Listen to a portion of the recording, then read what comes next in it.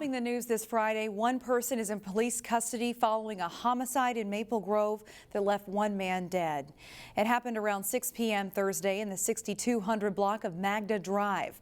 Police are calling it a domestic disturbance. A bullet hole marks where the incident happened. According to Hennepin County jail records, a 29-year-old woman was taken into custody. A relative who spoke to CCX News says the person killed was Don Juan Butler. The relative says the woman arrested was his girlfriend. Charges against her are pending. Meanwhile, New Hope police continue to investigate a shooting that happened on a bus. It happened just after 9 p.m. Thursday near 42nd and Gettysburg Avenues. Police say a man was shot in the leg. We're told his injuries, though, are not life-threatening. The bus was operated by First Transit, and as we went to air Friday afternoon, no arrests had been made. And now to the latest on the coronavirus outbreak. The number of cases continues to grow, and although there are no confirmed cases in Minnesota, many people are heading to local clinics over concerns. Reporter Sonia Goins spoke with a doctor at the Hennepin Healthcare Golden Valley Clinic about facts and fiction when it comes to the virus. Shannon, Dr. Brian Nelson is joining us with more information. Now, doctor, should people be freaked out over the coronavirus? I'm seeing a lot of individuals for the past couple of weeks who have come in with high fevers, cough, and some muscle aches, very similar to influenza, and they tested negative for influenza. So it's quite possible that we've already seen virus in the community that very well could be the coronavirus. That said, it's hard for us to be able to tell. We've contacted the Minnesota Department of Health to take a look to see whether they fit the criteria for testing, and I haven't had anybody at this clinic who has needed to be tested as of yet. Okay, so that's a good sign. Now, I know you've got a lot of people coming in just for simple colds. Is that normal, or do you think it's because of the virus?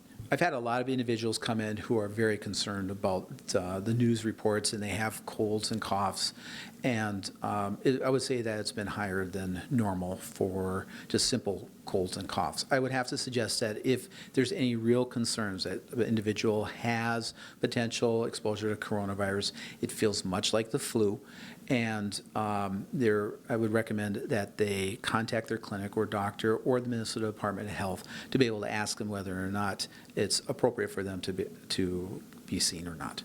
Okay, well, thanks for all the information. Now, if you want more information on the coronavirus, check out the CDC's website. We've put a link on our website, ccxmedia.org. Shannon? All right, thank you, Sonia Goins, reporting there. At the state capitol, some lawmakers don't want to lose any more sleep over daylight saving time. Representative Mike Freiberg of Golden Valley is co-author of a bill that would make daylight saving time permanent.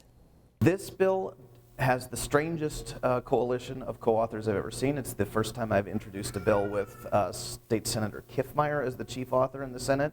It's got, the support is totally bipartisan. It does not break down along party lines. And under the bill, Minnesota would remain on daylight saving time year-round as soon as federal law changes to allow states to make that decision. Freiberg believes Minnesotans would rather get rid of the biannual ritual of adjusting their sleep and resetting their clocks. In Weekend Showcase, you might want to check out Park Center High School's spring musical. Here's Neil Persley with a preview. Sometimes, in a musical, it's better to focus on one big thing. Urinetown by Park Center High School is their spring musical, but depends on smart timing and delivery to make the comedic aspect of the show work. Urinetown is a satire. It's been a long time since we've done something comedic in nature, and it really stretches our students. Two actors who really have the comedic aspect of their characters down are Little Sally, played by KAYCIE Johnson, and Officer Lockstock, played by Dominique Drake. I tried out different ways I could approach how I said something. So I'd wait a bit and then deliver my line, or I'd change my facial expression or something. Just whatever fit and whatever I got a reaction out of. It's just going over the whole entire script and reading it and figuring out what the type of comedy is. And so from that, you just kind of you learn with it, and you deliver the lines in different ways each time. And so to get high school kids to understand timing and to understand delivery and overacting, because the show is essentially overacting. It's comedic Saturday Night Live sketch type acting. And they're not afraid to break the fourth wall. This may not be a happy musical, Officer LOCKSTOCK, but it's still a musical. And when a little girl has been given as many lines as I have, there's still hope for dreams. Park Center has taken a potentially dark dystopian satire and found the subtle humor that really makes the play work. She had me practice in front of a wall in the cafeteria, just saying my lines and really being Officer Lockstock and finding the confidence that Officer Lockstock just emulates from the stage. They get to step out of their own body for 3 hours every night. We rehearse, we talk about character, and it's really more than just a show. It's about developing confidence. For Weekend Showcase from Park Center High School, Neil Persley, CCX News. Tonight, Friday, is the 3rd annual Maple Grove Lions Club Wine and Beer Tasting Fundraiser.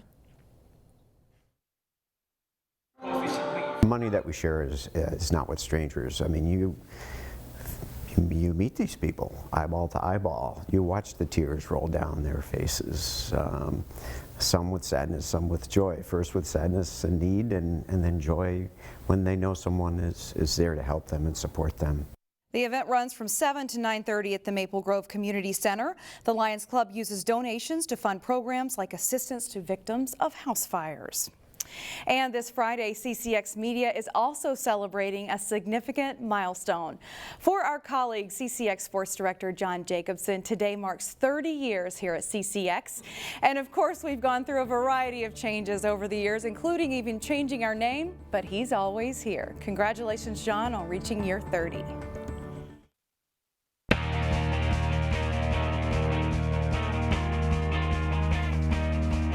For the 4th time in 5 seasons, Wayzata and Hopkins met for the championship in Section 6 4A girls basketball. The Trojans were looking to upset the defending state champions when these teams played for a 3rd time this season on Thursday night. Minnesota Timberwolves players Carl Anthony Towns, D'Angelo Russell, and James Johnson among those in attendance for this sold-out game. Great start for Wayzata. Annika Stewart hits a 3-pointer and is fouled. The senior has a huge game for the Trojans. And it's Mara Braun with a steal. She takes it back the other way for 2. Braun scores 26 in the game, and Wayzata leads by 9. But Paige Beckers leads a comeback for Hopkins. She drives the basket, scores, and draws a foul. 18 first-half points for the All-State guard. Later, it's Beckers in attack mode again, getting to the rim and drawing another foul. She scores 33 points in the game. Hopkins has a 7-point lead at halftime, 41-34. Second half, Bryn Senden lobs the pass into Stewart, who scores 2 more of her 27 points as the Trojans keep it close. But they can never catch the Royals. Nunu Agara off the inbounds pass, attacks the basket and scores, put Hopkins up by 7. And in the end, Hopkins takes home its 6th straight Section 6 championship trophy. The Royals survive a tough test from Wayzata. Wayzata is a great team, and again, my teammates, we came to do what we had to do, and that's just that. I'm just blessed that all my teammates just stepped up, and I'm glad everybody came out in the community. It really feels like home. The top 2 seeds advanced to the final in Section 5 4A as well. Park Center looked to make it back to the state tournament for the first time since 2017 when they took on Centennial for the section championship at Anoka High School. A nice inbounds play here. Lauren Frost gets the return pass, nails a corner 3 for an early Pirates lead. Start of a big night for Frost.